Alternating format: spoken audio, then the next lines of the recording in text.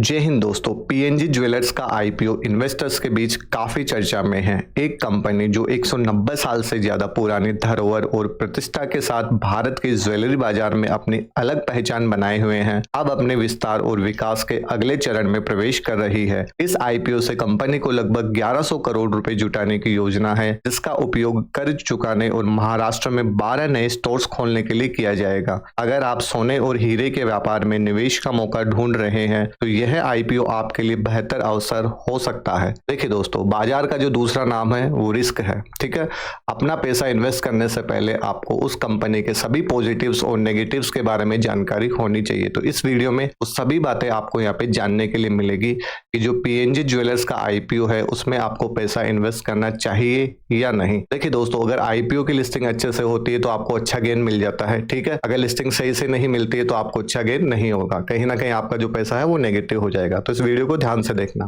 देखिए दोस्तों, अगर हम इस आईपीओ की अगर बात करें तो 10 सितंबर से जो है इसकी डेट से स्टार्ट हो गई थी अप्लाई करने की। 12 सितंबर यानी कि आज जो है इसकी लास्ट डेट है। मिनिमम इन्वेस्टमेंट 14,136, लोट साइज कितना है 31 का, प्राइस रेंज 456 से 480। ठीक है, हमने बताया आपको 1100 करोड़ का ये आईपीओ है। अब बात की जाए इसकी जो है वो सब्सक्रिप्शन की, तो अभी तक जो इसका सब्सक्रिप्शन है जो 7.11 है, लगभग 7 गुना है और ये बढ़ जाएगा। ठीक है, चूंकि आज की लास्ट डेट है।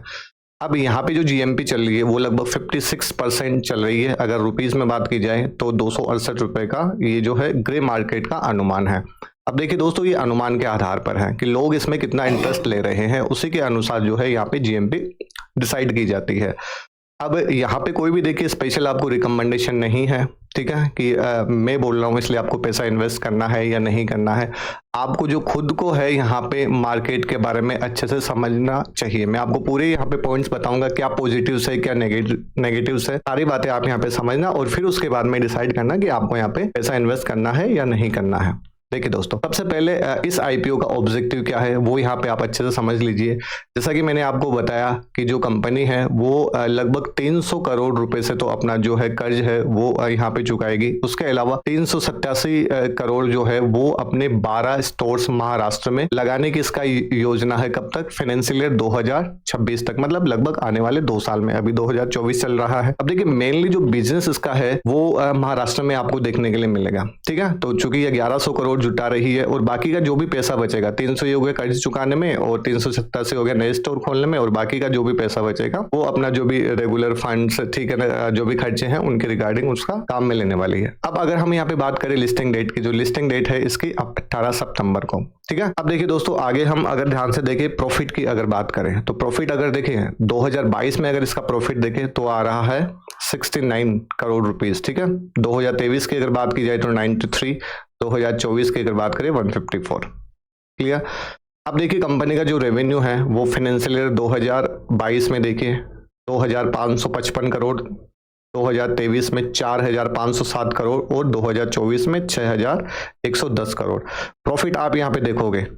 ठीक है, हर फाइनेंशियल ईयर में इनका जो प्रॉफिट है वो अच्छा हो रहा है। मतलब फाइनली जो कंपनी की जो ग्रोथ है वो हमें यहाँ पे अच्छी देखने के लिए मिल रही है।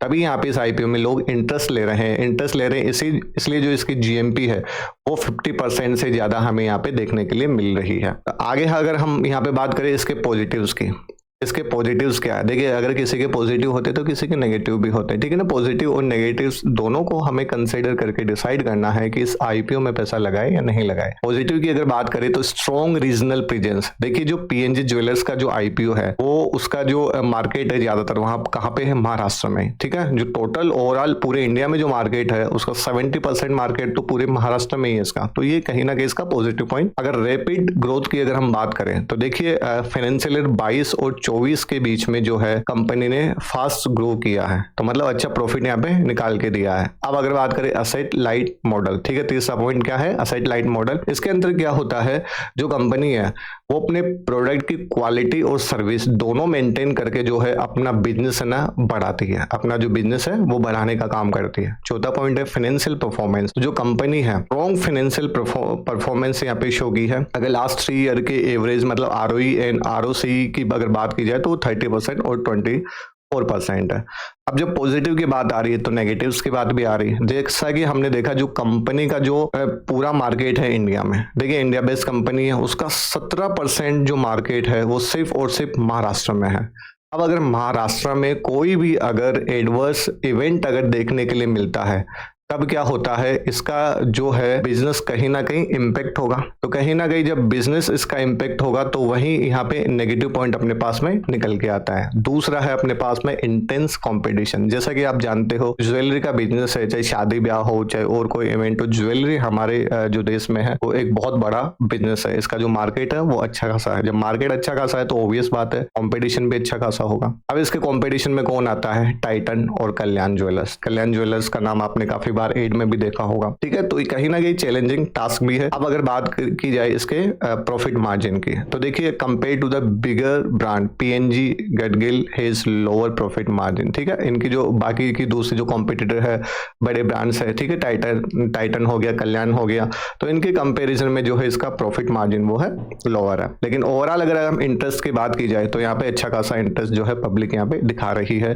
तभी जो जीएमपी है हमारे पास में कितनी निकल के आ रही, 50% से ज्यादा निकल के आ रही है। अब अगर कंपनी की अगर हम बात करें तो देखिए कंपनी का मेन बिजनेस तो मैंने आपको बता ही दिया, ठीक है। ये जो किसके रिगार्डिंग है? ज्वेलरी के रिगार्डिंग। और ज्वेलरी में भी ये देखिए गोल्ड, सिल्वर और प्लेटिनम एंड डायमंड के ऊपर ये जो है कंपनी काम करती है। और इसका जो ऑफिस वगैरह है वो महाराष्ट्र में, ये मेनली जो इसका काम है वो महाराष्ट्र में ही होता है। तो अब आपको डिसाइड करना है कि आप इस आईपीओ के लिए अप्लाई करोगे या नहीं। आपकी क्या विचार है? कमेंट सेक्शन में हमें जरूर बताना।